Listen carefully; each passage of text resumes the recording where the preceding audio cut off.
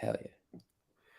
Ladies and gentlemen, welcome. Welcome. It is a nice, beautiful, bright Sunday after the dreary, well, not dreary week. We had a dreary couple days up here in good old CT, I think, as well in NY.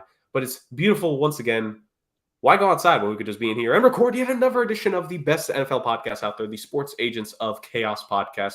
As always, welcoming you into the proceedings, the Iceman himself, Jurg, with my McLaren head, by the way. I saw the Chinese Grand Prix. Spoiler alert in case you are an F1 fan watching this and still haven't watched the Grand Prix back. P2 for McLaren, P2, Lando, let's go. So I have plenty of reason to celebrate today.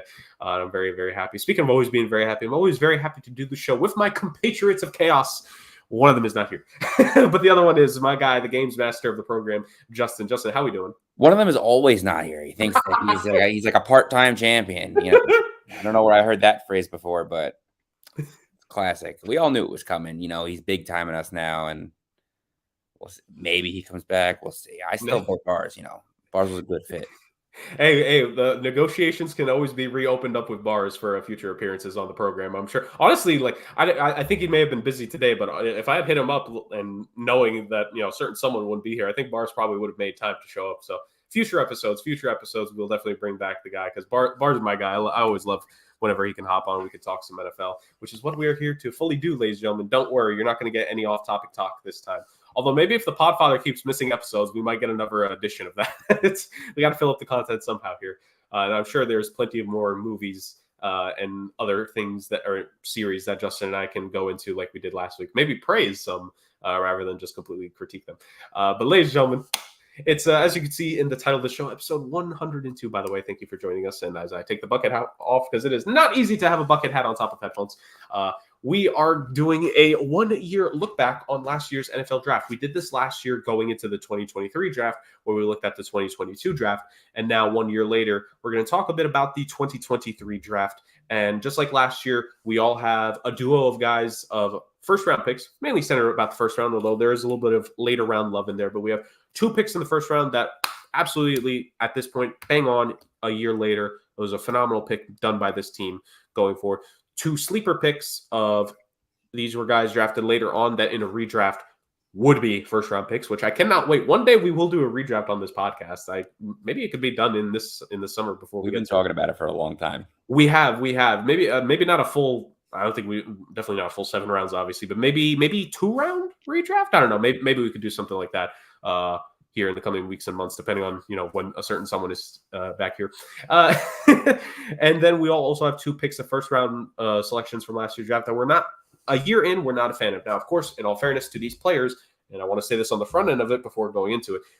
We know it's just a year in, and we know there's growing pains, and we know some of these guys might break out for year 2. Travon Walker, year 1. I think at least one of us last year wasn't impressed with him being the top pick in 2022. Had a double-digit sack season, in year 2. So we know that this is a 1-year grade. That's what we're doing. This is just a strictly 1 year into their NFL career now.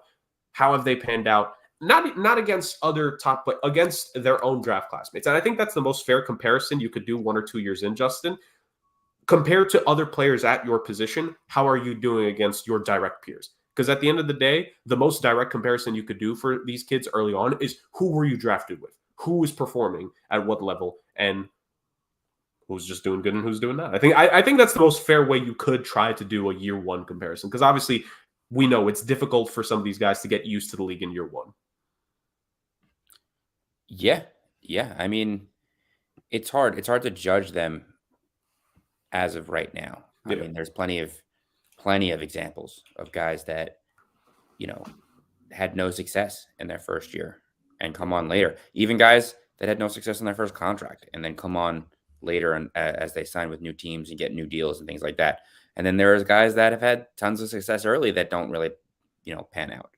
So it's going to be interesting to see who we like and who we don't like. I don't know any of your picks as of right now.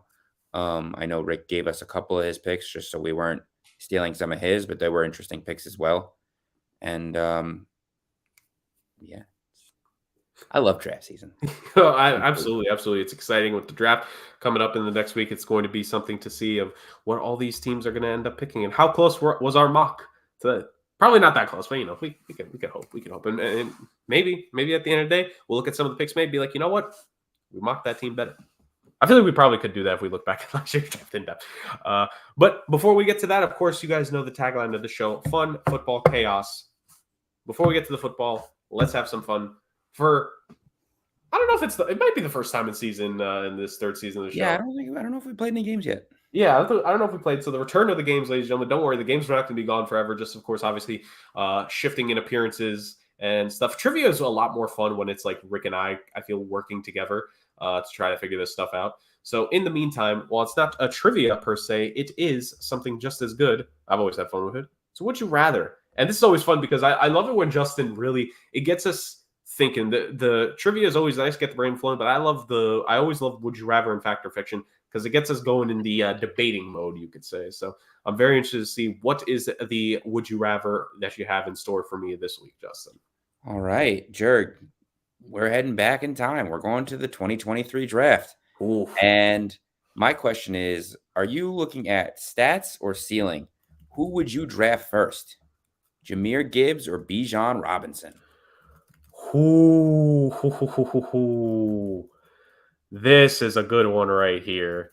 This is a good one. So looking back at 2023, as you're saying, Bijan Robinson was the projected bona fide first-round running back of that draft. I think like even when we did the mock last year to memory, I don't think there was another running back that was mocked, definitely not as high in the first round compared to what Bijan was. But ultimately, he was not the only first-round running back, as we know, and as you say, because at the 12th overall pick, it was Jahmyr Gibbs and the Detroit Lions making that selection. And man, oh man, it was a pretty good selection, huh? Hindsight 2020. Hindsight 2020 always tells all. So as you say, looking at stats or ceiling, would I go Gibbs or would I go Bijan? This is extremely tough because we know Jahmyr Gibbs had the fantastic rookie campaign that he put together for Detroit, just under 1,000 rushing yards, and I think as a bona fide RB1, he would have gotten 1,000 rushing yards this year. I think we can all agree with that, and a little bit in the air as well, a little over 300 yards receiving with just one touchdown in the air. I'd like to imagine that might be a little bit more this upcoming season. He might get a couple more, not too many, but at least a handful more. Whereas Bijan, you look at his campaign in Atlanta, had ups and downs. Also for himself, had just under 1,000 rushing yards, 4 rushing touchdowns, which is less than Jahmyr Gibbs' rushing touchdowns. And also pretty good receiving yard production as well. Can't discount that out of Bijan. He actually had 4 touchdowns through the air. Also almost 500 yards receiving. Also, he had a. If you really combine the rushing and receiving stats, it's a lot closer than a lot of people would think. Yeah, it's only 11 to 8 touchdowns, and it's Bijan has more all-purpose yards. Yeah, and also like I think that in regards to the production, I think Bijan kind of at least surprised me. I didn't know he was this good in terms of catching the ball as he proved to be in year one. Like I thought he was fine. I didn't think he was almost 500 receiving yards as a running back type of good. Like I would have predicted that for Gibbs more like pre-draft, preseason before I would have predicted that for Bijan. And so it's funny because when you mention stats, like I think to me, stats wise, these two are extremely close to one another. Yeah. You're splitting hairs if you just go based off of the stats. In terms of the ceiling, I also think like after that year one, there were 2 Detroit Lions picks made last year that I definitely was critical of. One of them, I think I was a bit more forgiving, hindsight 2020 with Gibbs. I think I started to see a lot more of that pick in the positive light as we went away from the draft. The other one, I had to actually see the season play out to see if it was a good one or not for sure. But I think ceiling-wise, it's still close. I would just give that slight edge to Bijan, though, man. Like, I still think it's there for him to – like, I think part of it is because he's the definitive bona fide number 1 running back in Atlanta, and he's going to get plenty of touches. And I think with a different head coach, with a different environment this year, it's going to be big. And I know I've harped on this guy in episodes past. I'm not going to stop on it because it's just a simple matter of fact. Arthur Smith with the Atlanta Falcons, he did not know how to 100% use his weapons. Now I'm saying that Bijan Robinson still almost had 1,000 rushing yards and still had just under 500 receiving yards. So what's he going to do if the offense gets properly focused in on him being the bona fide running back 1 and with a head coach that hopefully will let his OC do an amazing job, rather than a head coach that just thinks he's good at calling offensive plays. So I think Bijan has a real chance, but this is not a big gap. I think let's also in this rewind, Justin, let's go to just a couple weeks or even a month or 2 after the draft. I think if you would ask a good amount of people, Bijan or Gibbs for the rookie campaign going forward, I think a lot of people would have said outright Bijan. Gibbs, to all fairness, close this gap. I think it's extremely close. And I think that has to do with the fact that Jahmyr Gibbs is extremely talented. And apparently, Alabama running backs can be and have been pretty successful when picked in the first round. Not so much the quarterbacks, arguably, but the running backs for sure.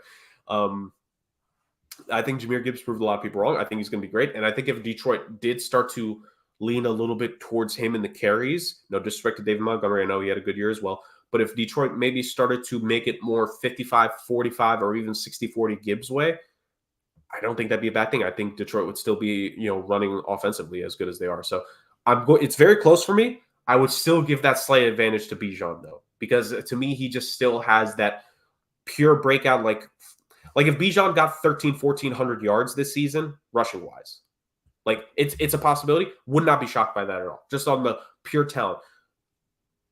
Gibbs, the shock if he did that stat line is not talent wise. It's chances wise. Bijan is the definitive number one in Atlanta. So my expectation on who would be the better back going into this next season would be the guy who I'm expecting to get the lion's share of the carries in Atlanta versus the guy who he's still going to have to do a little bit more splitting. But I imagine in year 3, at least if you're Detroit, I think this is how the roster building would go. I think year 3 will be the year where it's definitively Gibbs being the top back on that team, because Dave Montgomery signed a 3-year deal, if I'm not mistaken, right? And I don't know, in terms of the guaranteed money that could be left, it could be a case where he might end up being a cap casualty because they're going to have to start looking forward to paying some guys soon, right? Penei Sewell's going to get his big boy deal here soon enough. Amon-Ra St. Brown soon enough. Nothing against David Montgomery. I think he's played well enough to where he's getting a contract after this one. Probably just not going to be with the Lions. And then that opens the way for Jahmyr Gibbs. So, but no, I did my long-winded answer aside. Bijan would be my choice, but not by like last year. It'd be by this much, but this year it's a lot closer comparatively. So, all right, yeah. And again, like I said, I think that like it's a hats off to Jahmyr Gibbs. I wasn't the biggest fan when the selection was first made. As we started going to the previews, I was a lot more of a fan of the selection in terms of what that could do for them offensively. And then Jahmyr Gibbs just absolutely blew everything away in terms of expectations. Like he performed at an extremely high level, and you're that close to 1,000 rushing yards being the split running back. It's pretty good, man. That's pretty good. It can't be denied at all. And I'm sure, I don't know what's like I know you're the ASCII, but now, or you're the asker, but now you're going to be the ASCII here. What do you think, like as of now, between those two, Justin? So that's the good question, because I think realistically, both of these running backs were very dependent on their incumbents' help. Mm-hmm. Ty Algier in Atlanta Right. really took a lot of the pressure off of Bijan Robinson, a lot of those goal-to-goal situations, which is part of what helped him in his receiving game.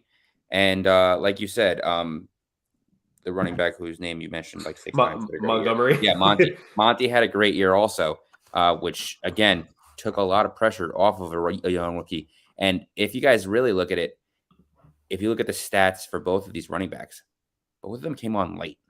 Yeah. They did not start off on fire. In fact, most of the fantasy owners for Jahmyr Gibbs were very worried after about 4 or 5 games. He didn't do anything. But again, he's a rookie, and he came on strong, and eventually he became one of the top backs out there. I think I would probably go Jahmyr Gibbs only because of the meaningful games that he played, and he came through in big spots. Atlanta, like, Bijan did have his moments in big spots, but like they didn't really play as many meaningful games. I'm all about that experience. I'm all about, coming through in big spots. And as much as the stats are important, the wins are more important. And Jahmyr Gibbs, I think, put the team on his back more often and helped them win games as opposed to Bijan. And it might not necessarily be Bijan's fault. And it is only 1 year. I don't really think you can go wrong, like you said, with either one of these guys. But I'm going Jahmyr Gibbs. I don't blame you, because again, I think on both sides here, you can make the argument of them doing good. And ultimately, we're going to see.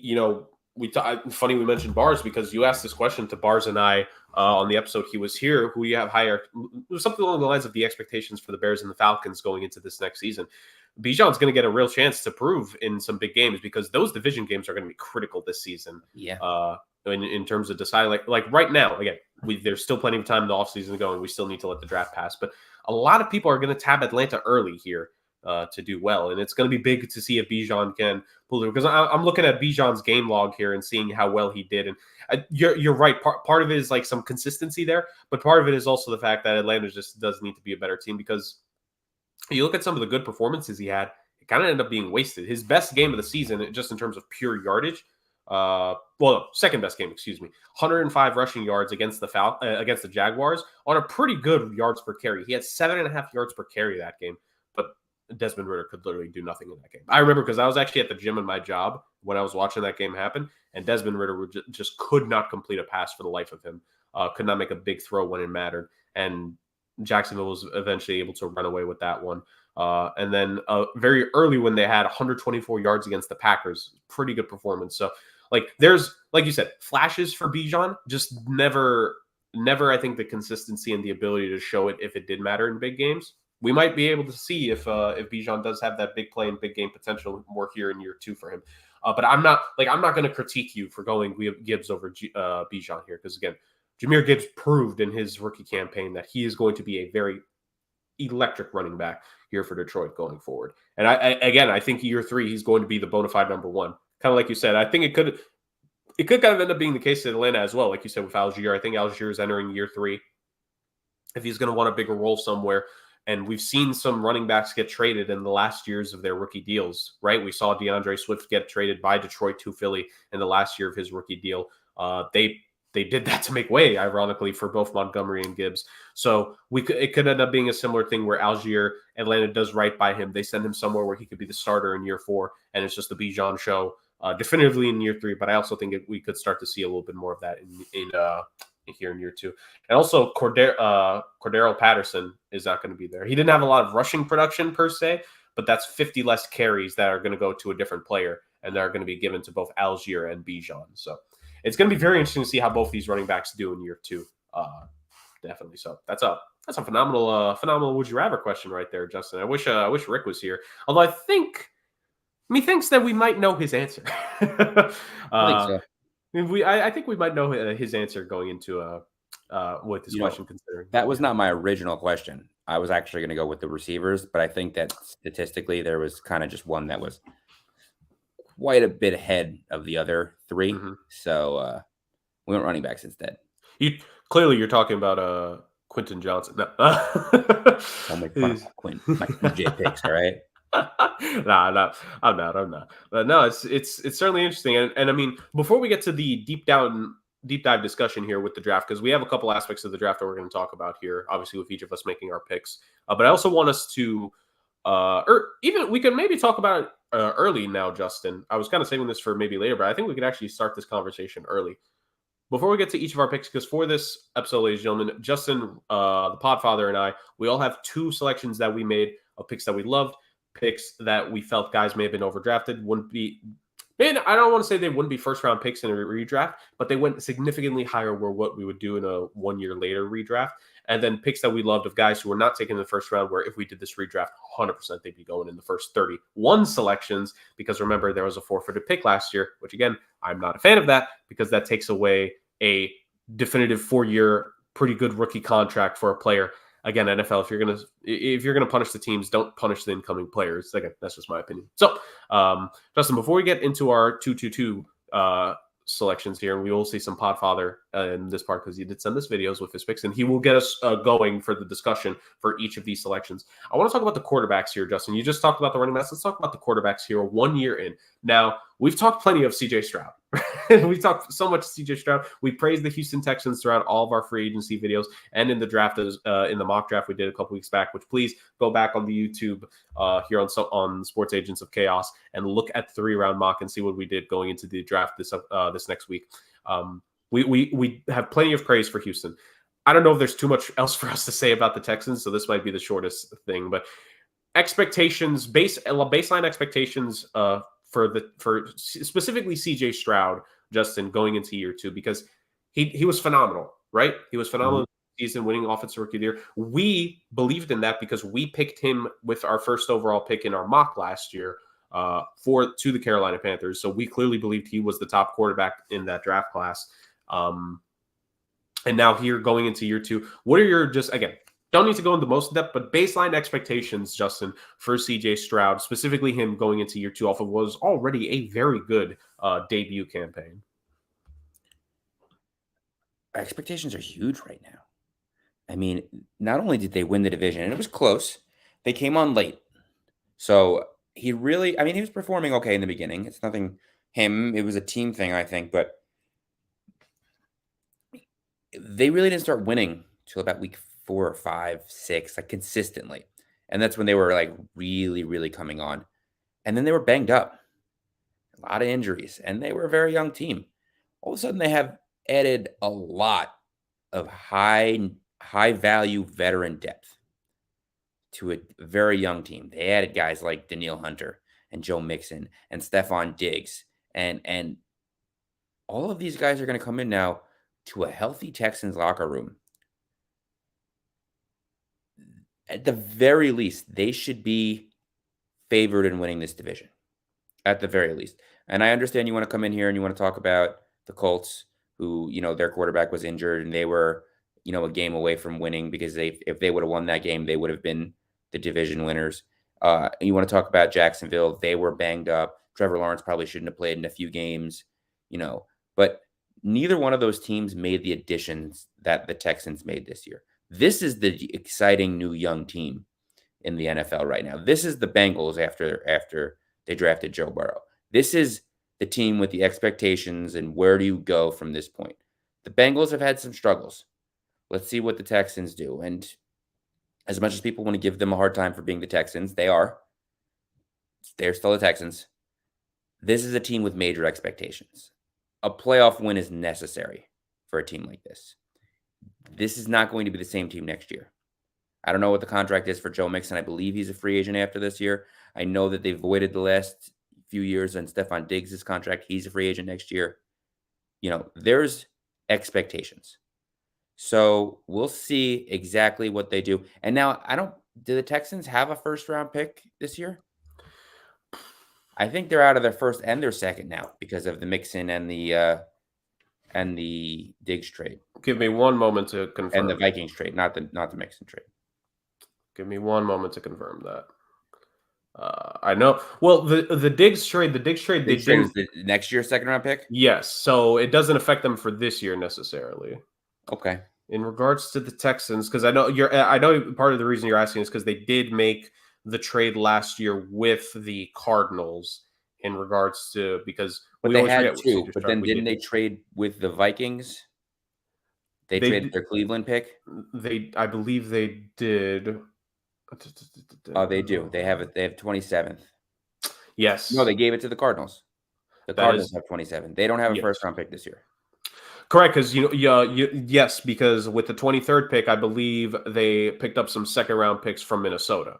Is why. So no first round pick, but I believe looking back to our draft, I think they had multiple second round picks, if I'm not mistaken. So yes, they do. They're going to have to make a lot of headway with some second round picks and some later picks and things like that. But again, the expectations are sky high for a second-year coach and a second-year quarterback. Yeah, absolutely. And we talk about that being the expectations for the guy that was picked second overall. Different expectations for the first overall pick from last draft. Bryce Young and the Carolina Panthers broke our hearts last year. And when I say our hearts, I mean Justin and I. We were so high on them going into the season, man. Yeah, we were. Well, I mean, I don't want to say we were high on them because of the Bryce Young pick. I mean, I like the Bryce Young pick. I think he's going to be a decent quarterback in this league. I think he's got to develop, and he's more of a project than they anticipated. Mm-hmm. And it doesn't help when you restart the project in week 12. But that being said, I expected more. I liked the system that they had put in place and the coaching staff, and obviously Dave Tepper did not, and immediately said, this is not the way we're doing this, and they reset. There's a long history of quarterbacks having similar stats to Bryce Young and coming along later and being just fine. Yeah, I'm not super worried about him at this point, but they need to add more pieces. Adam Thielen was very good for them last year as a safety net. He can't be your number one receiver. He's just not that guy anymore. Right. And again, excellent safety net, excellent veteran leadership and presence in that locker room. He did great. He did wonders for that team. He missed a lot of time for injuries when they needed him, and there was no one else there. I know they wanted who was the rookie they drafted, Mims? Yeah. They wanted him to step up. He's an electric playmaker. They couldn't really get him the ball. They went out and they signed Miles Sanders in free agency. Wasn't really much of a replacement for Christian McCaffrey. Yeah, that was Mingo. Actually, excuse me. It was Jonathan Mingo was the You're right. It wide was receiver Mingo. they drafted. Yes. But they had also signed DJ Chark to that receiving room, and he didn't like. He was all right, but he didn't. Really I think part of the problem was that Bryce was running for his life, and he couldn't get the ball out, and he was struggling. Yep. His footwork was off. I don't think the coaching staff did him really any favors, and he couldn't handle the coaching that was given to him. Right. He looked bad in big spots, which is uncharacteristic of what we saw from Bryce Young in college. Like I said, I do think he's got more skill than we saw last year. I'm not saying he's going to be an all-pro and, a Hall of Famer, but I think that he has what it takes to at least be a middle-of-the-pack quarterback in this league at this point. And that's what we're looking for this year. I don't know if they're going to win a lot of games. They have a lot of pieces that they need to fill. They have no first-round pick, and they're going to need to make some moves. But if we could see in an easier division, 7-8 wins this year, if we could see some real quarterback production in losses, in close games, just in general, I think that's a success for Bryce Young, and it's a success for the Carolina Panthers. I do believe heavily in this head coach that they brought in, whose name, again, I forget because apparently I think the names when I'm on camera. Canales, right? Yes. From Tampa? Yes. This is the guy that they brought in that made Geno Smith the most improved player of the year. This is the guy that brought in that made Baker Mayfield what should have been the most improved player, in my opinion, last year. The dude knows how to game plan. The dude knows how to make quarterbacks and make them comfortable. And at least, he could squeeze blood from a stone.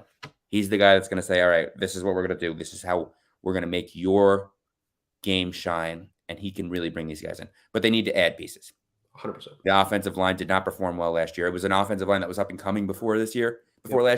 And then they looked like they took a major step back last year. Complete regression in every way, shape, or form. The running game was strong last year, even after the year before, even after they traded McCaffrey. Yeah. If you remember, they were getting yards out of Blackshear and Chuba Hubbard. Yeah, they were great the year before in a run game. And I know obviously the offensive line helps, but that was disappeared. They have not had a true number one receiver there since Kelvin Benjamin got hurt, and even that's a little questionable. That's wild. That's absolutely insane. Yeah, that was, 10 years ago? Yeah. DJ Moore, you want to make the argument? You can, I guess. But, he was super inconsistent in Carolina. He really was. And we all knew what he could be, and he showed it in Chicago. And maybe it's because they didn't really have a true quarterback for him since Cam Newton, and he didn't really have the full, max Cam Newton. Right. He got Cam Newton tapering off. He was getting Cam Newton as he was regressing. He didn't get MVP Cam Newton. If you put last season's DJ Moore on the 2015 Panthers, that's a different story. But that's not that's not DJ Moore's career arc. He came in at the end of the Panthers' best, era, we could say, or epoch, as I always joke, because eras to me should be a long period of time. That was just for a couple of years Carolina had. But he came in at the end of Cam Newton's peak years there. I think Luke Kuechly either retired before DJ Moore came in or just after DJ Moore came in, right? So DJ Moore is starting his career as the Panthers team that made it to the Super Bowl, is beginning to come apart one piece at a time. And he gets inconsistent quarterback play. All credit to him that he had good seasons. He had consistent seasons with these substandard QBs he had. I still don't think necessarily Carolina, to me, DJ Moore, I love DJ Moore, but DJ Moore to me is not necessarily a player you regret giving up because you believe you can get another DJ Moore, if not better caliber player back in. It's just on that same organization, you need to be able to do that. To me, if he had been available this year, maybe he'll be available next year when he hits free agency. T. Higgins is going to be a free agent.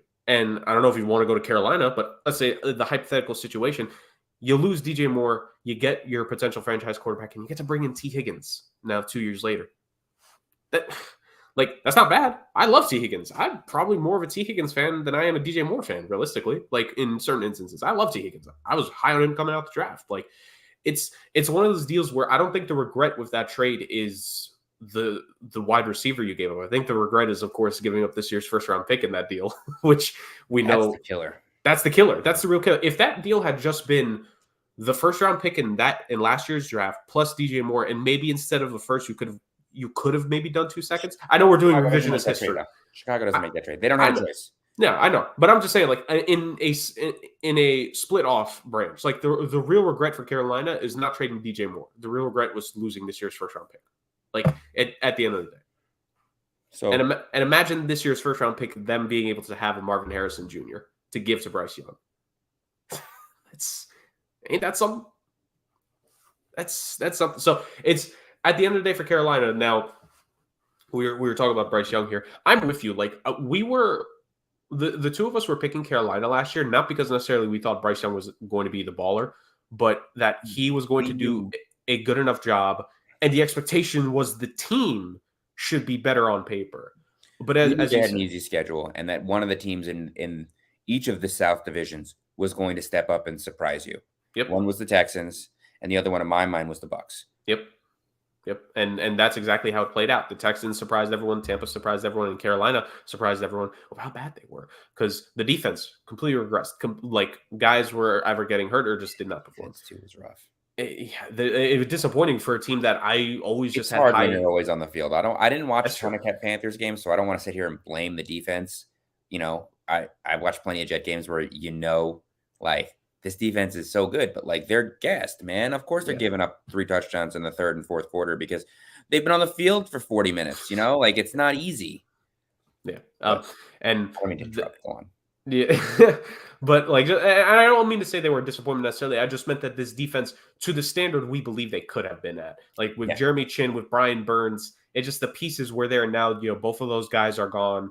They did keep Derek Brown to a long-term extension. I believe we mentioned that last week when we talked about some of the contracts that were given out around free agency, of whether it was extensions or guys that got reworked deals. Oh, you know who we didn't? I don't know if we mentioned. Did we mention Clowney? I think we did. I think when Bars was here, we may have, like, briefly talked about him. But no, but he signed. He definitely didn't sign when we were talking to Bars. Because he was meeting. What we brought up when Bars was here is that he was visiting with the Jets. But he signed after that. Did we mention the draft? I feel like we said in some way. I think it was you that mentioned the reason why he signed where, because it's his own town. Like he's basically going back home. So that's what I'm pretty sure you said something along those lines on the podcast. So maybe it was just for the room part. Maybe. But yes, they get a veteran there in Jadeveon Clowney now. Maybe he can be. This feels really weird to say Jadeveon Clowney locker room leader, but he could be the locker room leader on that defense and try to lead them, past this. Like, let's be real, it's going to be a tough season as a whole for 2024. And what have I always said? I normally say this and wait to say this in the season previews, but I feel like I might as well just say it now, Justin.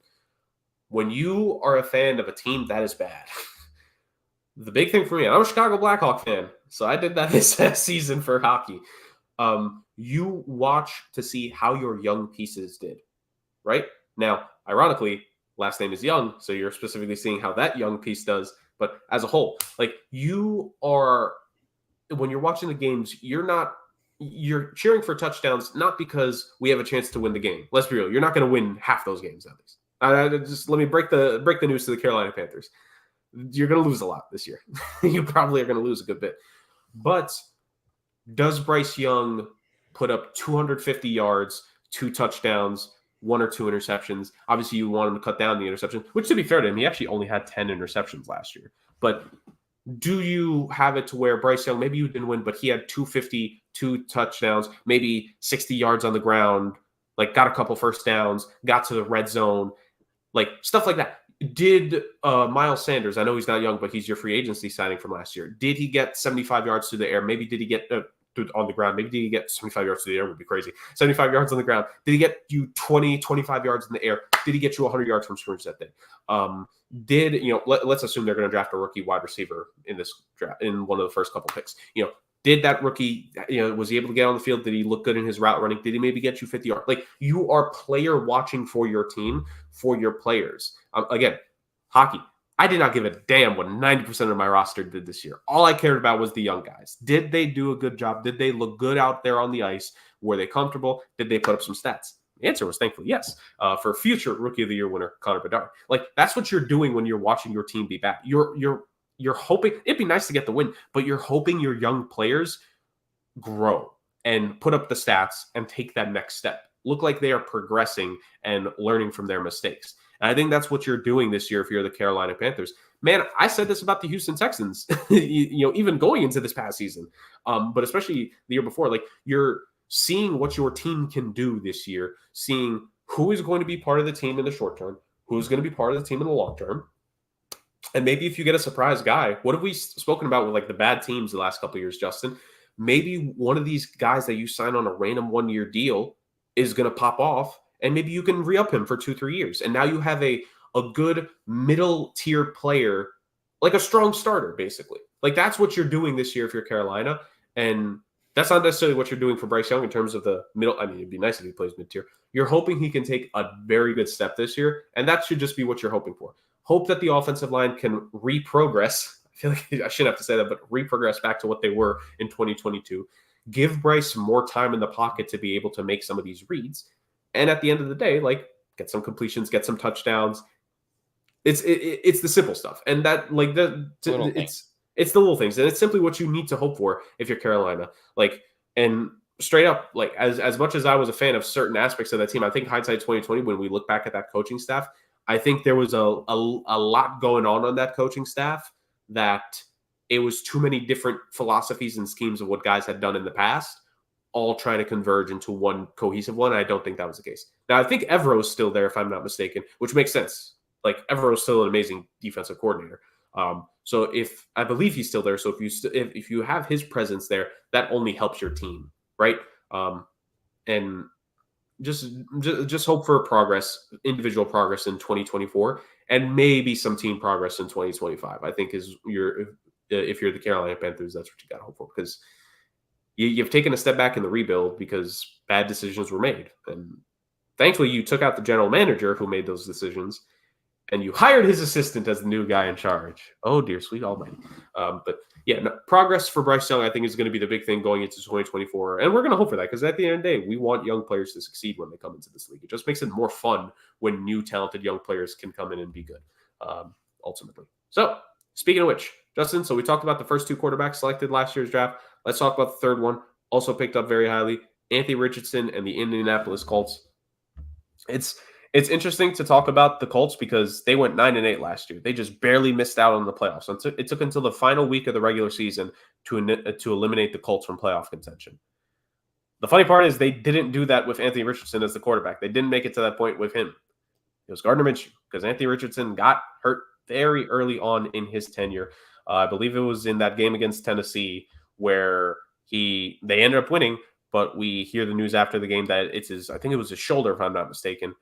And he's just out for the rest of 2020. Well, it wasn't that he would be out definitively for the rest of 2023, but as we started to get closer, we had the discussions like, should he even bother playing? Should the Colts just sit him? And I think they made the right choices.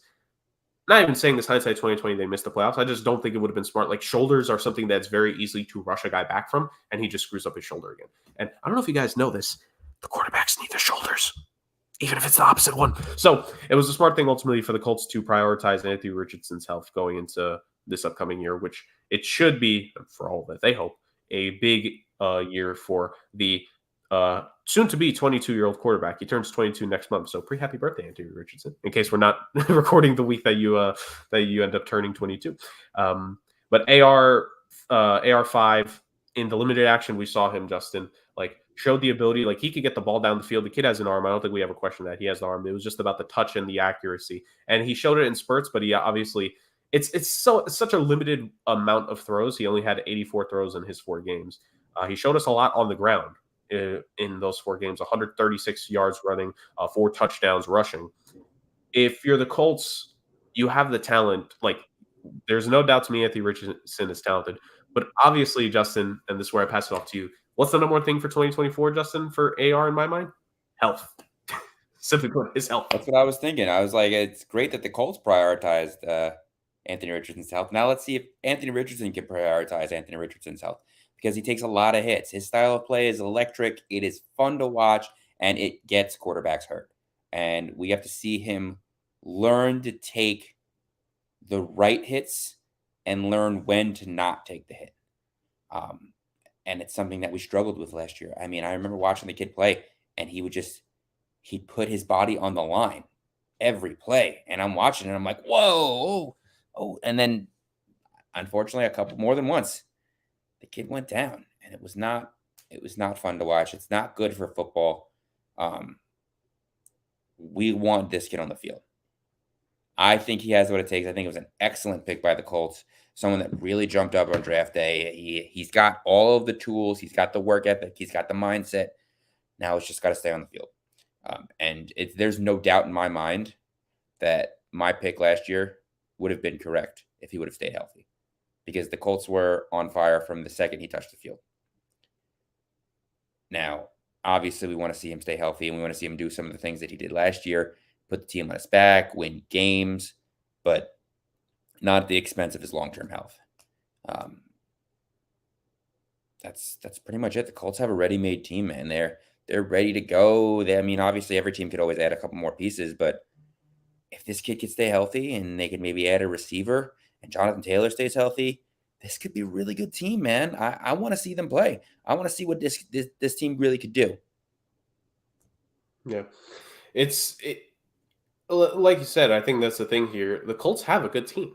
They were close to the playoffs last year, and they retained a couple of the guys that ended up being a key part to that success. They signed Pittman to his a pretty good extension, early in free agency. I think it was a 3-year deal. You have Jonathan Taylor properly back into the fold, and I think Jonathan Taylor, he's dealt with it a little bit the last couple of years, but if he can return to just his rookie year, at least, like, forget what he did in year 2, but just his rookie year of over 1,100 yards rushing can get you close to double-digit rushing touchdowns. That'd be a great support for Anthony Richardson as well here going into year 2. But like you said, Anthony Richardson needs to learn how to take care of himself. And it's one of those things where you talk about quarterbacks that play that style. Cam Newton took a lot of hits in his career. Now, I don't even think it was always just necessarily Cam Newton willing to take the hits. It just ended up being the case at Carolina. It's so weird for a team like that. They never just had the consistent rushing. Well, but the difference is for Cam Newton always seemed to have things bounce off of him. Mm-hmm. Like he took the hits, yeah. And obviously they took a toll eventually. But like when Cam Newton used to get hit, he used to be like, oh, he's just walking back to the huddle. Oh, he's fine. Sure. Anthony Richardson takes hits and he's down. Right. Well, to us, he seemed fine, but I remember Cam Newton, one interview he did, I forget when this was. I think it may have been, it was either like in between the time before he signed with the Pats, or it was like just after his time with the Pats ended and before he came back to Carolina. He's talking about the fact, like, early in his career, there was a case where he was hit, like he got just destroyed on a hit, basically. And it's like the refs didn't call a penalty, and Cam basically asked the ref why. He's like, well, you're bigger, you're stronger, you're not Tom Brady, I'm not going to call that. It's like, and first off, you people wonder why I criticize refs a lot. That's part of the reason. That's bad. You're right. The visual thing of what happened is different, but just like the idea of this quarterback taking so many hits, he'll catch him eventually. Because who we're gonna might have to start having that conversation for here is potentially Josh Allen, because Josh Allen has garnered some Cam Newton comparisons. Josh Allen takes a couple of hits as well because he's had to take such a massive amount of carries for Buffalo, because really it wasn't until this past year he had a bunch. So that's what I'm saying. I think for the Colts, if Jonathan Taylor can step up, that'll only serve to help Anthony Richardson in the quest of making sure he doesn't have to take every single hit under the sun. Because, it's a good skill position group there. Like he showed a little bit. I would like the accuracy to be up. And that's one thing I hope, like, after he's healed from his shoulder injury and the progress he's made, what is he going to look like throwing going forward? And did the accuracy take a step? And with Shane Steichen and that coaching staff, you got to believe now that we believe that he has rehabbed and he's gone past the injury. And that as we're approaching like soon enough, it seems far away, but sooner or later we're going to get to the voluntary OTAs, the mandatory OTAs, training camp, preseason, like all the work in the world is going to go with Anthony Richardson to make sure that his passing takes it to another level, because he showed flashes, but it wasn't the best last year. Like there was still some inaccuracy, but it's also more than fair to say, well, it's only 4 starts. And I stress starts because, like you said, I don't think he finished 2 of those. So it's going to be big for Anthony Richardson this year to stay on the field, get as close to those 17 games as possible, and put up some good performances. And if he does, the Colts, man, sneaky. The AFC, I think the AFC is just going to be plenty deep this year. And I think part of the picture of what could affect how competitive the AFC is how good the Colts are. I think if the Colts are able to make the Texans and Jaguars make a run at making those 2 teams earn their top 2 spots in the AFC South, it's gonna be a very interesting 2024 campaign, to say the very least. And maybe the AFC South finally put some respect on that division. It's not just the weak division anymore in the AFC. Well, one team is in that division compared to the other 3 going into this year. Which, speaking of transitions, I know he wasn't a first-round pick, Justin, but we'll spend a little bit of time here. Will Levis was taken by the Tennessee Titans. He was projected to be a first-round pick last year. He fell in the draft and moved completely out the first round. Was eventually drafted by the Tennessee Titans early in the second, 33rd overall, just in between Joey Porter Jr. and Sam Laporta. Fun fact. So, Will Levis, year 2 in Tennessee. It's going to be very interesting because it's a different coaching staff. Lost the running back support that there was, but Tennessee, at least they are hoping the running game is fine, and they're really banking on the wide receivers to show up big time. It's Traylon Burks, it's DeAndre Hopkins still, and there's this guy that they signed that I don't know if any of you heard of him. He's called Calvin Ridley. Now, the potential future NFL equivalent to Jonte Porter is the guy, but that aside, about that, but well, I mean, one guy was banned for a year, the other one's been banned for a lifetime. We're one incident away. But in all seriousness, like there's weapons there for Will Levis to work with. So, what are your expectations for Will Levis specifically? Not the Titans as a whole, but Will Levis specifically going into 2024, Justin. I mean, I think I think it's got to be a case where I think he's going to be the starter entering in, and the weapons are there. I think this is just straight up, let's see who Will Levis is, right? Is he going to show that he was the guy that maybe should have gone in the first round in last year's draft? Or is he a fine quarterback that maybe, the Titans are still happy that they got him and they're extremely lucky that they were able to get him? Or maybe he just does not perform. I don't know. I don't know if it's necessarily going to be that one. I think it's going to be one of the first 2 options there. But what do you think about Will Levis going into 2024?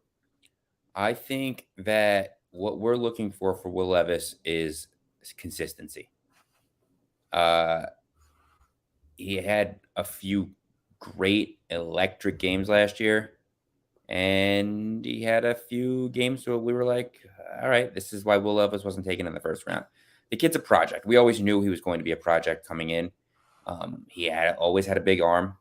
We want to see him make some of those short and intermediate throws instead of always looking for the home run ball. I think that's an important factor for him. And we want to see Will Levis string together some consistent games. He doesn't always have to have 400 yards and 4 touchdowns. Let's see some 200, like you said, 200-yard, 250-yard, 2 touchdown games, no interceptions. Let's see him string a couple wins together. Let's see 3 wins in a row. Let's see some consistency out of a Titans quarterback that we haven't seen in a little while now. And the run game is going to be super important, but they've bought into a passing game now. We've lost that Derrick Henry run first offense. Let's see what they're going to do now with, 3 or 4 pretty big name receivers. I mean, DeAndre Hopkins is still there. Yep. Traylon Burks is still there. And I know Traylon Burks has been slightly disappointing since he came into the league. He's always injured, but the kid has talent. Right?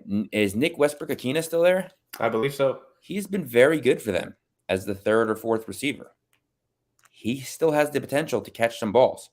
And Chigi Okonkwo is also still there, who's been a very, very good tight end. Let's see them string some things together and be consistent. You don't have to light a world on fire right away, but I just want to see you be consistent. I don't think he had a single back-to-back win last year, if I'm not mistaken. Correct. All his wins had some losses sandwiched in between them. Yeah, it was a win, 3 losses in a row, a win, a loss, a win, 3 losses in a row, and a win. I mean, that's okay. It happens.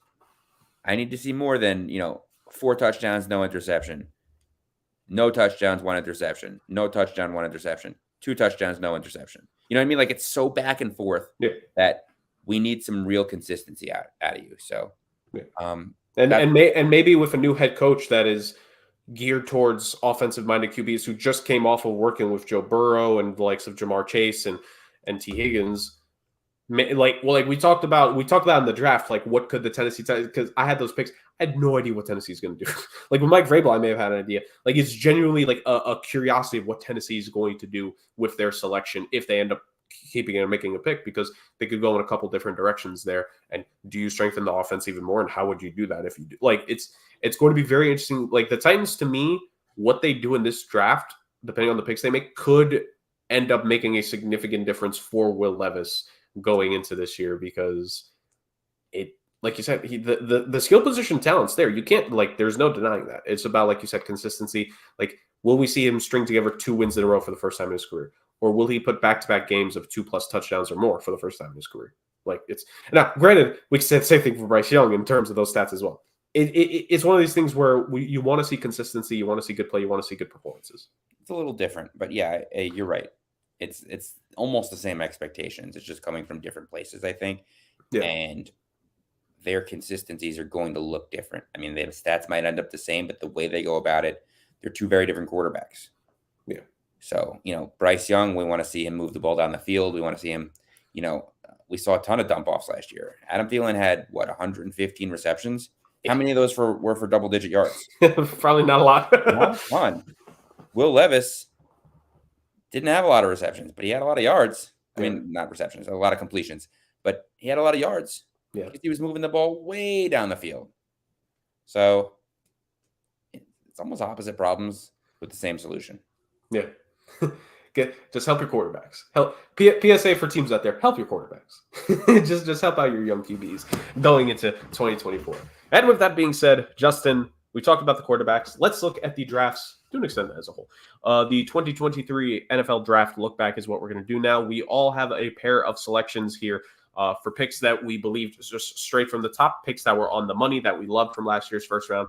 We all have 2 picks of guys that, later round picks that were sleepers that in hindsight 2020 would be first round picks in a redraft. And we have 2 first round picks that now, I don't know if we want to say they're a bust. We're not a fan of them. Probably harsh to say a bust in year 1, but that hindsight, like as of now, 1 year later, not like that pick could have been used better, is what I would say. So to begin the proceedings here, Justin, I think we're going to start with the picks that are on the money. And of course, as I said, the PodFather is going to get us going in each of these sections with his videos that he sent in to us. So without further ado, let's bring in the first video from the man himself.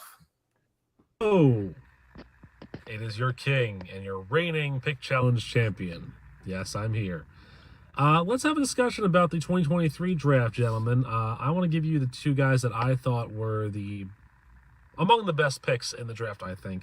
And I'm going to go on the same team here. Listen, we had a lot of consternation going out of the draft last year about the Detroit Lions and what picks they made in the middle of the first round with Jahmyr Gibbs and Jack Campbell specifically. But it proved that Gibbs was a great foil for David Montgomery, a really good change of pace back. And when Montgomery got hurt, he was really the guy that carried much of the offensive workload in the backfield for them. So Gibbs turned out to be a great asset for the Lions there in the first round. And look, I love Jack Campbell coming out of Iowa, and I think he proved that he earned his first round ranking. I mean, he was a guy who I think we had said was early mid-second round, but he was a great linebacker for them, really good leader for that defense, and somebody that helped them get as close as they did to the Super Bowl. Without him, I don't think they would have gotten there. Without Gibbs or Campbell, I don't think they would have gotten there. So I think those 2 picks specifically were big hits in the first round. So there is Rick's take for us in terms of picks that he loved. The 2 Detroit Lions guys, and Justin, I don't think there's going to be any disagreement from either of us on that. And we already talked about Gibbs here, and Jack Campbell was the other first round pick. I will admit vehemently, I was not a fan of that pick when it was made, and I was going to say 2 out of 3 of us really liked those picks when it was made. Hey, we all get misses here. We all get misses. But Jack Campbell definitely proved himself over the course of his rookie campaign and was a key part to that Detroit Lions defense that was pretty good. Can you do in year two, though? Doing the Super Bowl. I mean, get your team to the Super Bowl and do it in the Super Bowl. No, but in all seriousness, those are two fantastic selections. And honestly, not in this section, but I think in one of the other sections, Justin, we might hear another Detroit Lion or two because those were not the only two good selections for Detroit in this past draft. So there's that. So who are your two selections, Justin, of picks that you think were absolutely on the money now as we look back 1 year later? Sure. First one is you got to go Jalen Carter. I mean, I know he fell a little bit further than we expected him to. I mean, coming into the draft process, he was the number one guy.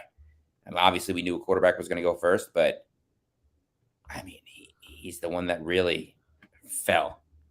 And he fell to a team that didn't need him, but sure knew how to use him. And that's the Philadelphia Eagles. And just dominated right from the get-go. It was kind of unfair just having, that entire Georgia defense on that defense. And it was a major success for them. And then I'm going to go a little bit out of my comfort zone here. Okay. And the other one that I think is going to be a great pick, and unfortunately we didn't get to see him the whole year. I mean, fortunately for me, because I hate this team. But Christian Gonzalez is another one that just fell. And it was someone that we expected to be very good. We knew he would be a good player, and he fell to the worst team. And he was very good for them until he got hurt. And you never really want to see, obviously, a guy get hurt as a fan of football. This is a kid that we want in the league, and he's been very good for them. And hopefully he gets traded and is very good for a very long time. But this is someone that we would probably have seen getting some Rookie of the Year honors if it was not for a midseason injury. Yeah, 100%. I don't blame you. He was one of the short names on my list because Christian Gonzalez, even though we only saw him for a very short period of time, he was good, man. he was straight up good. And like you said, he would have challenged for those defensive Rookie of the Year honors had he been healthy. So I think that was absolutely. I don't blame you with the pick there. He definitely would have been one of my two names as well because he was just good. So moving on from those two selections, so you go all a defense with your picks, and it makes sense because there's actually looking back at this draft, Justin, there were a lot of defensive selections here for a lot of these teams. So let me give a little bit of love to the offense here. Let me go to the skill position, and let me go with Zay Flowers as my first pick that way. Now, I know in the AFC Championship game, there were a couple things that happened regarding Zay Flowers. But I think that's more mental stuff, realistically, when it comes to him. I think consistently throughout the entirety of the 2023 season, I think Zay Flowers was a great weapon there. For a while, we were asking the Ravens, very much like we've asked the Packers when Aaron Rodgers was there, to draft a receiver in the first round because this will help your quarterback. Zay Flowers helped Lamar Jackson straight up. And I think Zay Flowers, if he stays healthy, is going to be big. Thankfully, he's not a Baltimore Ravens running back. So, I guess they know how to take care of the receivers slightly better than they do the running backs there because I feel bad for those guys. They keep getting hurt. But, hey, they're on the Chargers now. Oh, Austin Eckler was hurt there a lot last year. And they punctured Tyrod Taylor's lung. Dang it! But in all seriousness, Zay Flowers was phenomenal, and I think he's scheduled for a big sophomore campaign when it comes to him. And I know you were alluding to some wide receivers earlier when we were talking about the Would You Rather, Justin. Zay Flowers, I'm assuming, is would have been one of the names on your list of this guy's really, really good from last year's draft coming out. He performed his rookie campaign straight up stuff. Absolutely. So Zay Flowers is my first pick there. Then my second pick, I really wanted to give it to one of the defenders, but I feel like a lot of the defensive linemen from this past draft, they were fine, but we didn't see enough of some of them in terms of teams rotating them in. So I think some of these offensive linemen, if we have another category for we think would take a jump in year two, I think one of the defensive linemen in the back half of the draft would definitely be on my list here. But we're not talking about looking forward. We're talking about right now on the money selections. A couple guys I could go for here. I'm torn between one of two offensive linemen. And I think I'm just going to go with the one that was higher drafted because he was drafted 6 overall. But I do want to give a shout out to Broderick Jones at 14 for the Steelers. Started only 11 games because I think he didn't get his first start till week 5. But he was big for the Pittsburgh Steelers and providing protection consistently throughout the entire year for them in what was a subpar quarterback play. And he's going to be providing more protection for them in what should be par quarterback play. Poor guy. But just barely edging out. Paris Johnson Jr., started all 17 games for the Cardinals. I think was very good this year. And I think it's going to be very interesting with Kyler Murray back into the fold for 2024. Can Arizona maybe shock a couple people and get a surprise win or two? I think is going to be the thing. Now that you have Kyler Murray coming back, what he could potentially do with this offense, with it being a different coach, different offensive coordinator, just everything different from what he was playing in 2022. And I know we did see him at the end of last year, but that was just coming off of injury. Now that he gets this full off season, he's not rehabbing an injury. Now he's getting to work in and be a part of this team. I think it's going to be very interesting to see, could we get a surprise win or two from the Cardinals this year? Not saying that it'll be a surprise campaign that they're going to challenge for a wild card spot. I just don't see that right now with this Cardinals team. I think there's still plenty of talent that needs to be added. Maybe depending on what happens in this draft with the talent they add, maybe they could be a little bit more of a surprise. But I got to give credit because Paris Johnson Jr. proved himself. He is left tackle of the future, protector number one for Kyler Murray this year, and going forward in Arizona. I gotta give it to him. There were some good offensive linemen drafted in the first round, but I think right now Paris Johnson Jr. is like he is the guy amongst all of them right now. And again, what was a pretty good offensive lineman draft class as a whole. Very interested to see what our next selections or what our final picks will be later on, because I think there were some solid players that were drafted outside the first round. But before we get to them, let's talk about some picks we may not have been fans of, Justin. Picks that could have been better, hindsight 2020, when we look back at it. And with this, again, I want to put out there that it's just a year in. These kids could take massive leaps in year two. But again, we are comparing this to their direct peers and their draft class. And I think that's as fair as we could be within the first year or two of these guys' career. How did your peers do next to you? So, PodFather, why don't you give us your analysis? Who were the two names that Rick believed could have been better selections in this past draft? I mean, we know them because he told us. But talk about two misses from the first round. I'm going to say the bookends of the first round are your two misses. I'm going to leave Bryce Young for a little bit later because I want to talk first about Felix Anudike-Uzomah, who was the 32nd overall pick. Well, 31st. I mean, Miami had their pick forfeited, but still. He didn't prove his mettle on the defensive side, and it's hard when you're the 32nd pick because that's basically the last tier, and I understand the selection of him. Kansas State product. It was Kansas City. The draft was at Union Station. It was a big moment, but, he kind of had a okay blah first season. I think he had half a sack and 14, 15 tackles, which, when you have guys like Karlaftis and Chris Jones on the defensive line, you expect better on that end. Bryce Young shouldn't have been picked number one. We know this for a fact. And I'm going to go against my biases with Alabama quarterbacks here. I mean, you know how I feel about them, obviously. And Alabama first-round picks in general. But Bryce Young was just not a good pro quarterback in his first season. He was not the guy that should have gone to Carolina, that should have helped that offense. Frankly, I don't think he should have been picked as high as he did, or even second. I think Houston would have had problems with him too. I don't see him as a professional quarterback. And I, can't really put my finger on why I feel that way, but I mean, he has a lot to prove this year for being the number one pick. But also, that offense in Carolina is still not very good. So if he's problematic again, it's going to be a nightmare for them. Well, so I'll be interested to see what Rick thinks of the Bryce Young discussion that we had earlier in the show when we get to speak to him next time, to say the very least. So, Rick, not a professional quarterback, so professional bookkeeper, professional target manager. What profession does Rick seeing Bryce Young doing in his post NFL career? I want to ask Rick that whenever we see him again. So clearly Rick goes with the bookend picks, and I honestly I don't. If he had not picked the Chiefs defensive lineman they had selected with the 31st pick, I probably would have picked him because there were guys picked around him or just a bit after him, not first rounders, that performed better with less talent around them in their rookie campaigns.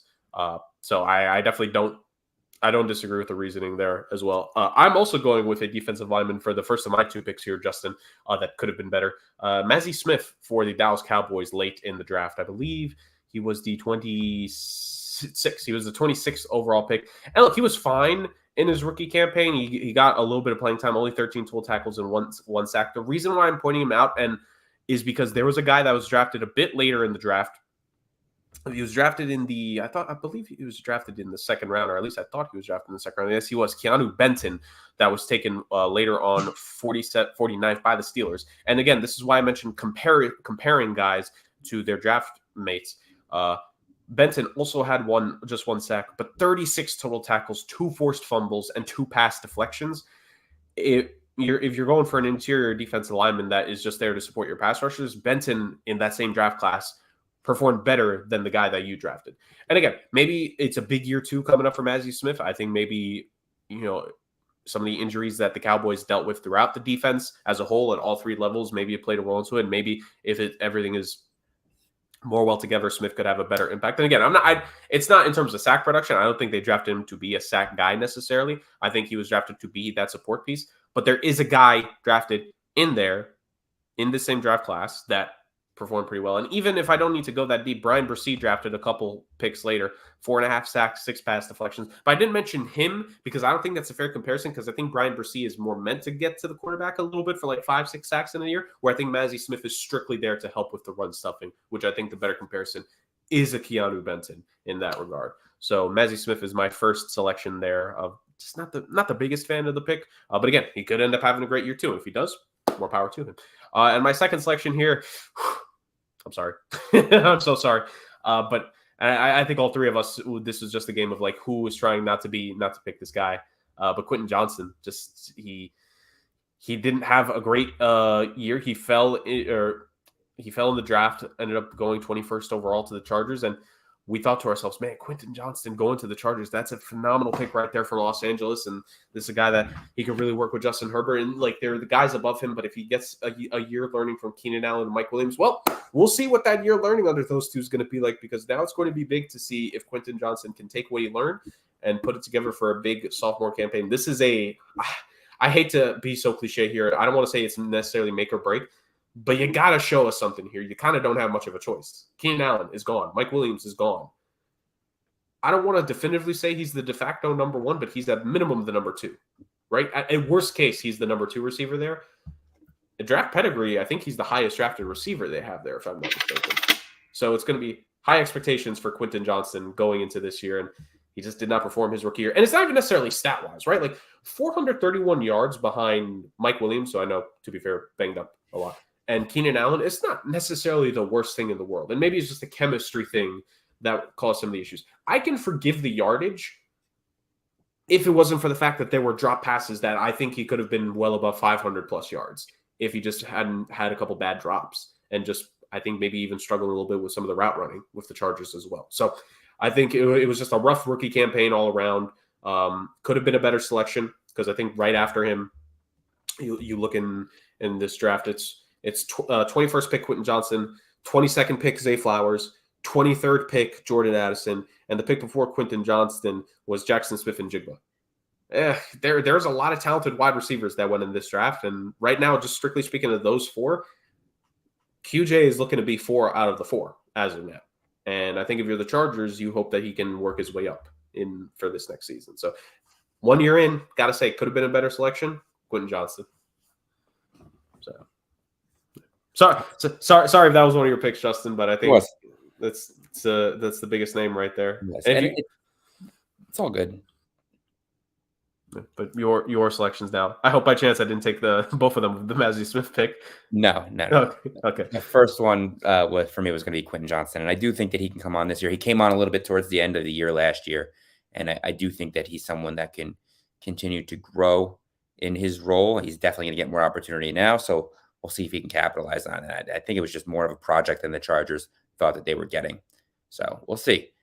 In terms of my picks, I'm going to go straight defense again. And the first one I'm going to go with is Emmanuel Forbes, a guy that was highly touted coming out of college. And, they expected a lot. They took him before Christian Gonzalez, and he struggled. He was benched multiple times. They really only put him back in the lineup when they were devoid of cornerback help. And he was targeted a lot. They went after him. The kid struggled. There's a lot of talent there. I think he's got the ability to really play well in this league, but he's got to settle down. He's got to get his wits about him, and he's got to really dig in deep and start to perform better in clutch situations. He struggled last year, and obviously that's not what you want to see out of a first round pick. The other one I'm going to say is Tyree Wilson. Now, again, this is another guy. He didn't struggle so much. I mean, he was there. He had a presence in the defense, but he really, really didn't start to come on until the end of the year. And maybe he figured something out. Maybe he started to get, a little bit more used to playing in the NFL. But he was kind of invisible the first few games. And that's not something you want out of the 7th overall pick. The Raiders needed help. And my issue is there were guys that were taken after him that could have helped you more along the defensive line. I mean, Jalen Carter was picked 2 picks later.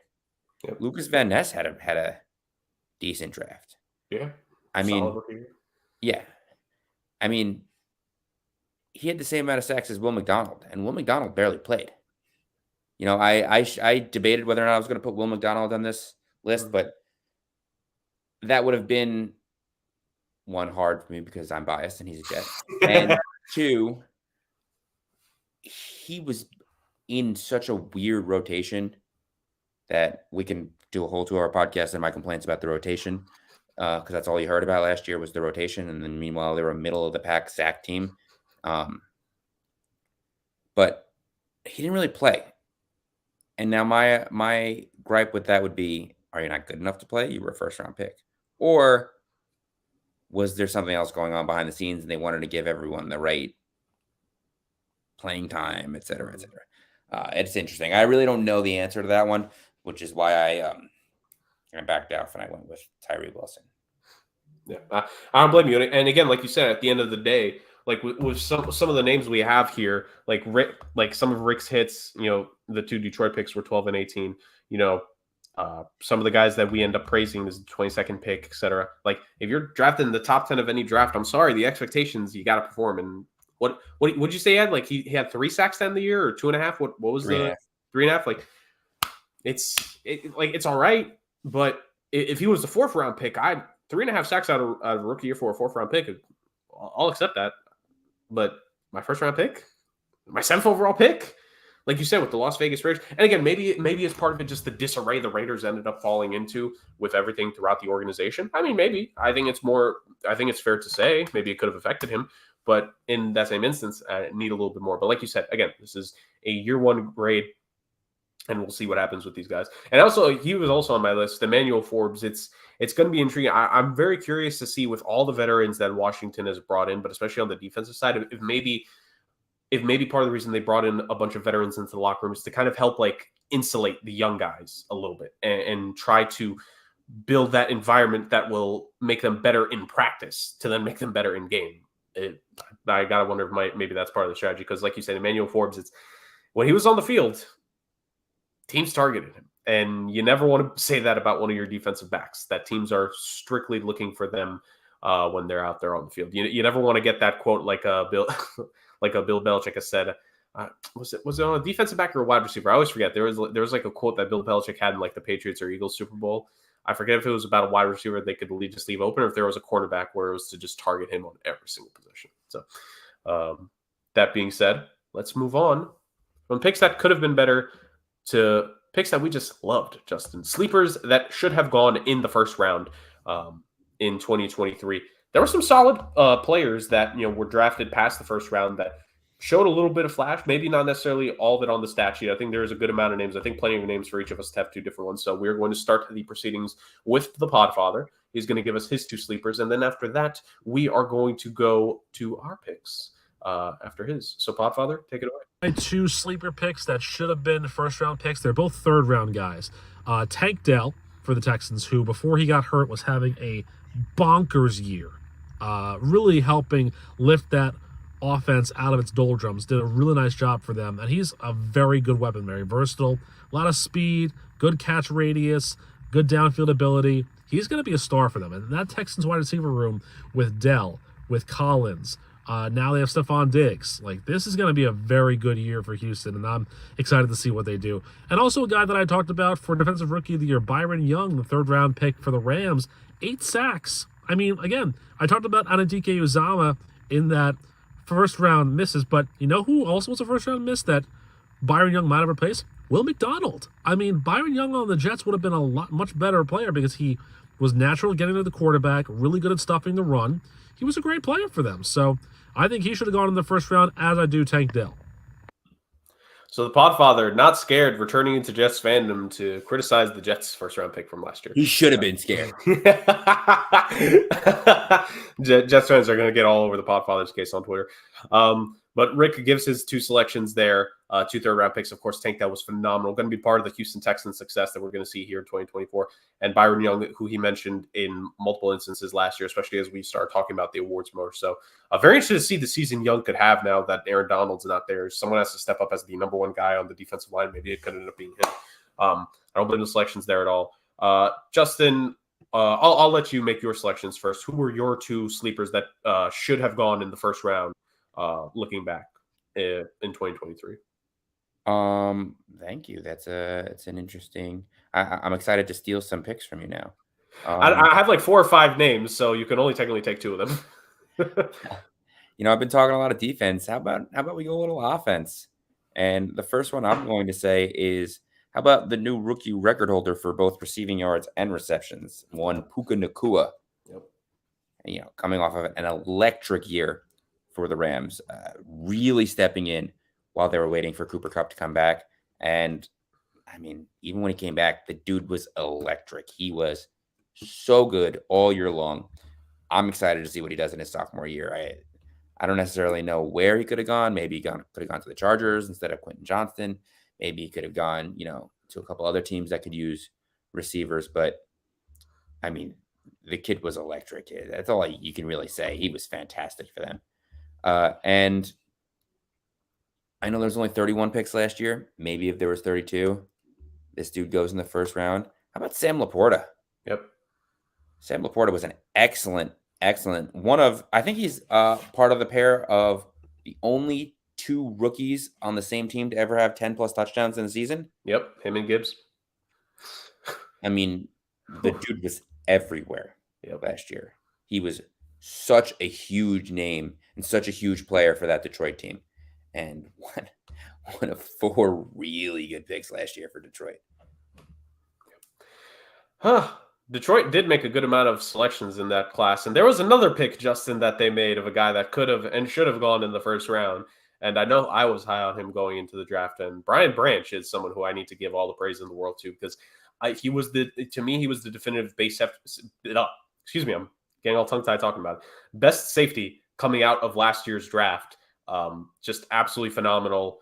I still don't understand how or why he ended up not being selected in the first round. I think, like, looking back, there's a couple teams that, hindsight 2020 could have used a safety there in that late first round. Especially like me, I was big on mocking him to the Bengals, especially if the Bengals were not going to finish the deal and get CJ GJ before last offseason, which, funny enough, in last offseason, which, funny enough, both of those guys ended up going to the Lions, not the Bengals. So they did go to a big cat team, just not the one that's colored orange. But Brian Branch was absolutely phenomenal, played a key role in the Lions' success in that secondary. We talked about that defense last year, Justin, that they were going to need to play better. I think my thing with them was play better as a whole, play better than the whole of the sum of its parts. And Brian Branch was definitely one of the reasons for that last year. With the production, 74 tackles, a sack. He had a forced fumble, 13 pass deflections, 3 interceptions, including a defensive touch. Kid could do it. Like, kid's able to do it all. He's going to be a leader in that defensive secondary going forward. And you know what? You've gone a lot of defense, man. I want to give a shout out to a couple guys here. Actually, no, I'll wait till then to give the shout out to some of these guys. But Rick mentioned Young on that Rams defense. He's not the only late round selection that the Rams made that ended up being pretty good for them, because you want to know another guy who ended up being pretty good for the Rams that they ended up drafting later, Justin, who also ended up going, I believe it was in the third round, 89th overall. So after Byron Young, Kobe Turner. Kobe Turner was a phenomenal selection for them. Ended up getting 9 sacks for this team and 2 pass deflections. The impact of Aaron Donald is going to be missed. But there's 2 kids coming up in that Rams defensive line just in terms of straight production that are going to be able to perform, and that is going to be key weapons for the Rams as they try to be competitive again. They try to compete in the wild card hunt in the NFC once again. Kobe Turner right next to Young, that's a pretty good defensive line duo right there for the Los Angeles Rams going forward. 17 sacks between 2 third-round picks from their rookie campaigns. The sky is only the limit for these two young men as things go forward. I cannot wait, to say the very least, on what the two of them can do going forward. So those are my 2 definitive picks. But like I was alluding to, a couple guys I just want to give some shout outs to, because they ended up being pretty good, and maybe they didn't jump out first to us in terms of production, but I think going into 2024 and beyond, they're going to be pretty good. Devon Achane.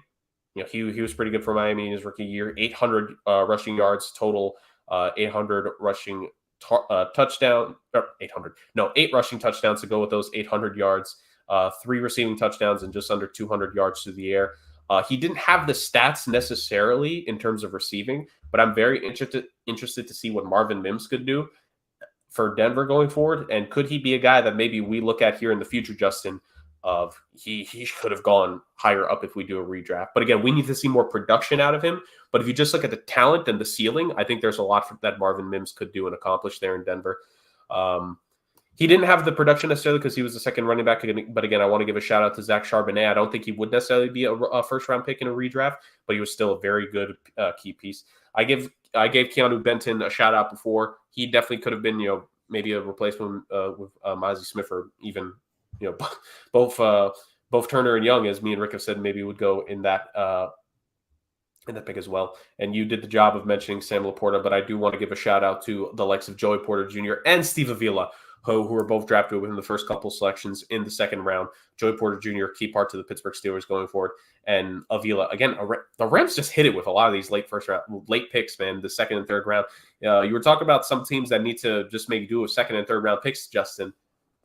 Take notes on what the Rams did last year, because they got Steve Avila, they got Turner, and they got Young. That's 3 key pieces among the offensive and defensive lines going forward for that franchise specifically going into the future.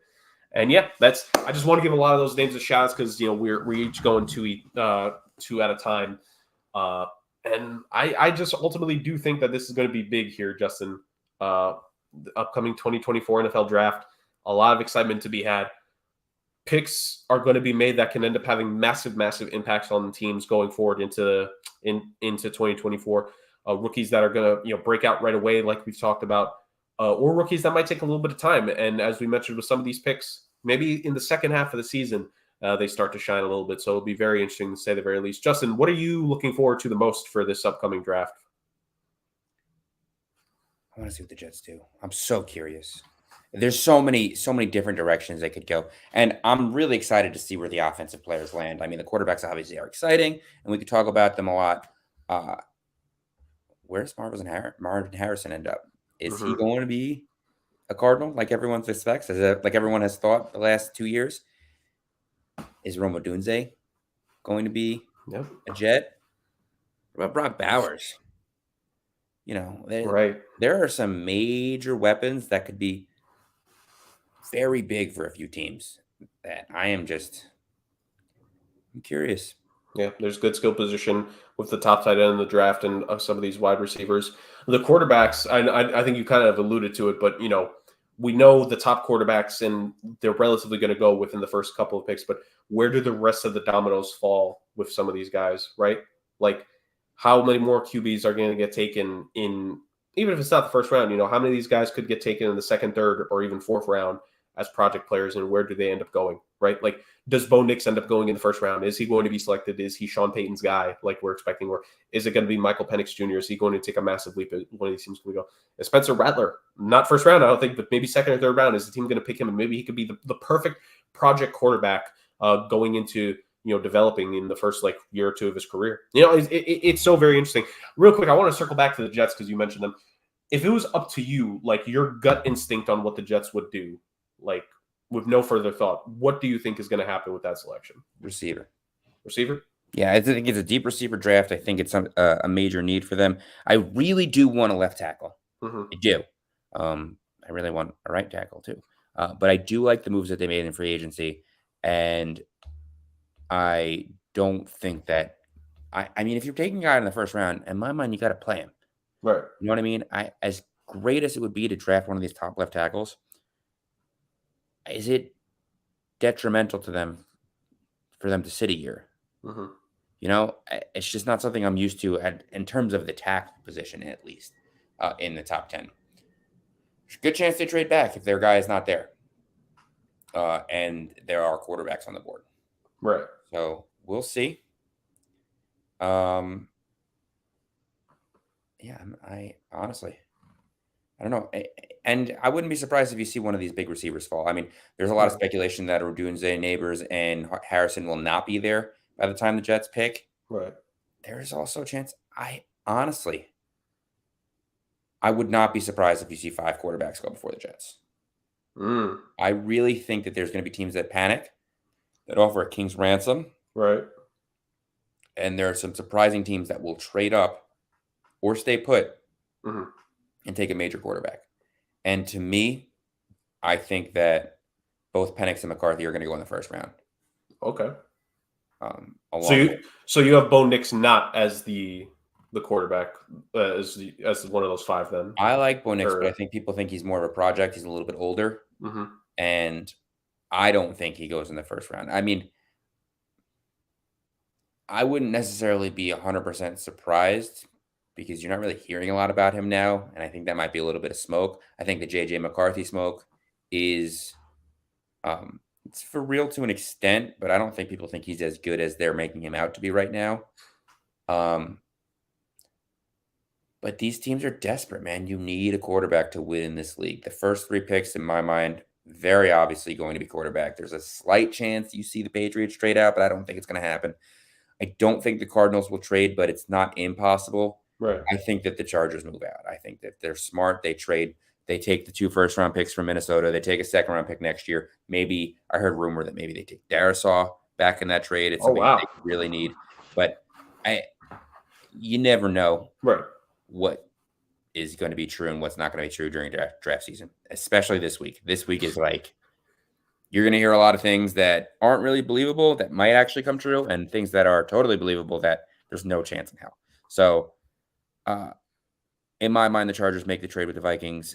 The Giants maybe move back because maybe McCarthy's not there anymore and someone else trades up for Penix. That's an ideal thing for me as a Jets fan because at 10, it doesn't really leave a ton of other guys, and there's 4 offensive players that I would really honestly be happy with. I mean, Bauer's at the bottom of my list in that, but I can't sit here and say that I would be upset with Bauer. He's just such a luxury pick in my mind that I don't necessarily think that's where they're going to go. But if the first 6 picks are Caleb Williams, Jaden Daniels, Drake May, Marvin Harrison, JJ McCarthy, and then Michael Penix. I was going to say, it kind of depends. Like, what are the Giants going to do? You think the Giants are going to go with the quarterback at 6, or you think it's the Giants trading out for someone else? I think that whoever trades up is going to trade up in front of the Giants, and they're going to take who they think the Giants were going to take. If it's not JJ McCarthy, I could see the Giants taking McCarthy. I don't really think they're in love with Penix, but it's not impossible that they go with him. But I think that if someone trades up with the Chargers, there's a good chance that the Giants trade back. So, like, let's say Minnesota jumps up to 5. I could see the Giants trading back to 12, maybe with the Broncos, maybe 13 with the Raiders. Right. And now all of a sudden you have 5 quarterbacks and 6 picks. Right. And that kind of starts to open it up because then you have, after the Giants, it's the Titans at 7, maybe most likely offensive line, you got to believe. It's the Falcons at 8. Kind of very interesting situation you could do there with Atlanta. They have the skill position talent there, so that's kind of a luxury. Maybe they go on the defensive side, potentially, and maybe it could be the 8th overall pick is where we see the first defender get taken. And then the Chicago Bears, we know quarterbacks going first overall. Are they going to add a receiver to supplement that, or are they maybe going to go offensive line there? I'll say I think there's a chance that one of the other receivers is going to be there, like for you guys at 10. I really do. Listen, I think that there is a major shot that they don't go receiver. I mean, let's face it. Like I said, this is a deep receiver draft. There are other needs. They just traded for Keenan Allen. They still have DJ Moore there. Right. They're pretty deep at running back, and they have a good tight end. There's only so many balls that you can get out there. So would you be super surprised if the Bears turned around with their second-round pick, which is 9th overall. 40th? Oh, you're talking about the second. Yeah, second-round pick. Yeah. Let me confirm that really quick. Is it Their 40th, second or is it? rounder I'm misreading this, and it's saying that Washington got it from them. Yes, Washington has the 40th overall pick because of the Yeah. Montez Sweat trade. So they don't have a second-round pick. Yeah. But no, I definitely get what you're saying. And when you have guys like a DJ Moore and a Keenan Allen, their receiver, like it'd be nice to get a receiver. But in that case, Well, like you want someone, but like, no, I again, understand. this You is can also find- a prime pick to trade back. You got your quarterback now. Yeah. What if there is a Malik Neighbors there at 9? The Jets will take Malik Neighbors. Someone wants Malik Neighbors. They could trade up and say, all right, what is Malik Neighbors worth to you? Do you think there's a world where, let's say hypothetically, the top 8 picks go and neither Odunze nor Neighbors, like let's say both Odunze and Neighbors are both still there. Do you think the Jets would trade up to 9 to get Neighbors, or No? I think they stay pat and they're happy with no matter who they get, because now they have their pick between Odunze, Bowers, and Neighbors. There's nothing that anyone could do about it. There's no point in giving up assets. when you be cool. And for you, you'd be like, do you have? You mentioned Neighbors a few times. Are you favoring Neighbors over Odunze, or ultimately you're cool with whoever the Jets would happen to take? This is a good question. A lot of people think Neighbors is the better player. In my mind, I think that, if I'm not mistaken, Odunze has a lot more history of being that guy. They both have back-to-back 1,000-yard seasons. Let's see. Neighbors has 14 touchdowns. I mean, I've been taking Odunze because I don't really think there's a shot that Neighbors is there later in the draft. But, I mean, I wouldn't be upset with Neighbors. That's a good question. That's honestly not something I really thought about. Like I said, because probably conclusion, Malik Neighbors won't be there. Right, because Jr. won't be there. Right, because obviously until now, yeah, it's all about like, and this is a big thing, like you said, like we're still going to keep hearing reports and news going into the draft. A vast majority of that, there's a lot of smoke coming out, and it's teams trying to deflect of what we're not going to know any of these picks until it comes in. And to your point just now, it's like and I think this could be a case for teams now going into this draft where I think we might see multiple selections here where teams didn't think this player would be available, whether it be their own pick or even if they trade up for someone, because the draft is now starting to go in a completely different way. Like you said, it's going to be very interesting to see how this goes. And I think what we've hit on is that at the end of the day, it's all going to depend on, are teams going to take the risk this year for these quarterbacks? Or is it going to be like the draft 2 years ago where these quarterbacks ended up falling, where Corral fell? No, I know, but just the hypothetical of Willis fell, Corral fell, Pickett was the only first rounder. But I think a lot of people, I think even us included, like Bo Nix, Michael Penix, and even Spencer Rattler, I think we would all take over Matt Corral and Malik Willis. And there's one more quarterback I'm forgetting between all of them. Spencer Rattler coming out this year? He's staying, I think. I thought he was.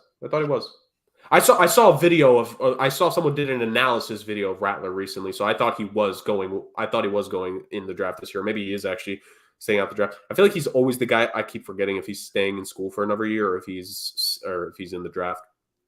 But even aside from him, Nix and Penix Jr. I think would be two guys that is a lot of heavy emphasis on. So good. If he's not coming out, that's bad for him because he's not on my radar.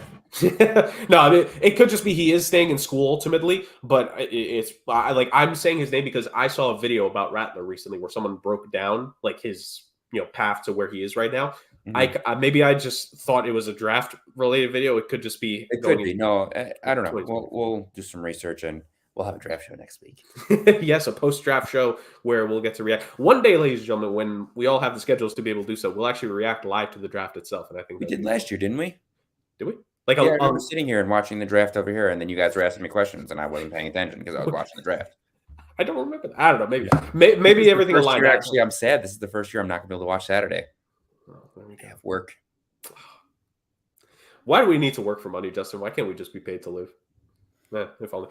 But in all seriousness, this is ultimately fun. Justin, One last thing to send the people into it's not the weekend, it's technically Sunday, to send the people into NFL Draft Week here. Any last message you want to give the beautiful people before I sign us off?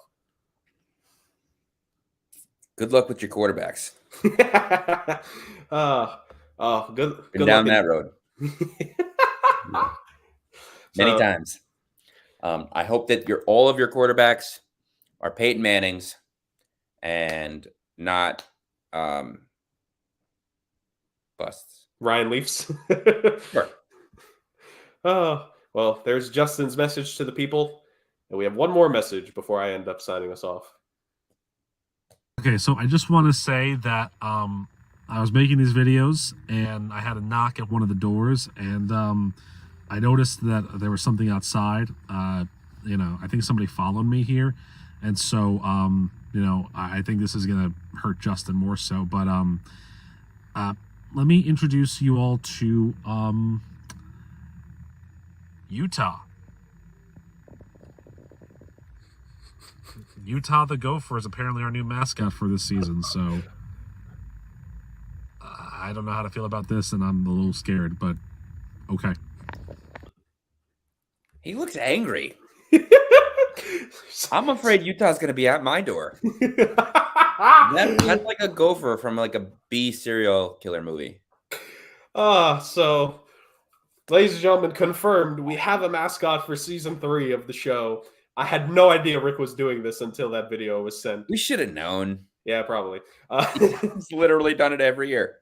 So with that being said, ladies and gentlemen, a new challenger has entered the pick challenge for next season.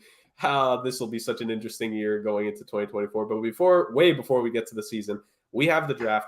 All of you, thank you so much for joining us on this week's edition of the Sports Agents of Chaos podcast. We got to break down the sophomore QBs as they're going into year 2 and talk a little bit about the rookie QBs as well. Ironically, talked about the Jets, talked about the picks from last year's draft that we didn't like, and felt should have been first. We did it all draft related in this episode, ladies and gentlemen, and it's going to be more draft related stuff next time because, of course, we are going to give our gut reactions to the NFL draft and the thoughts that we had of everything. Teams, what picks will we absolutely fall in love with immediately? What head-scratching selections are going to be made? What trade-ups are we going to see? How many quarterbacks go up in the first round?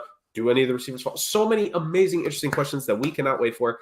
Justin, I love it when we actually get content to talk about because it's going to be a summer of us having to fill up content on the show. So, ladies and gentlemen, thank you so much for joining us this time, and we'll see you all next week for another fun edition of the Sports Agents of Chaos podcast and another week filled of fun, football, and chaos.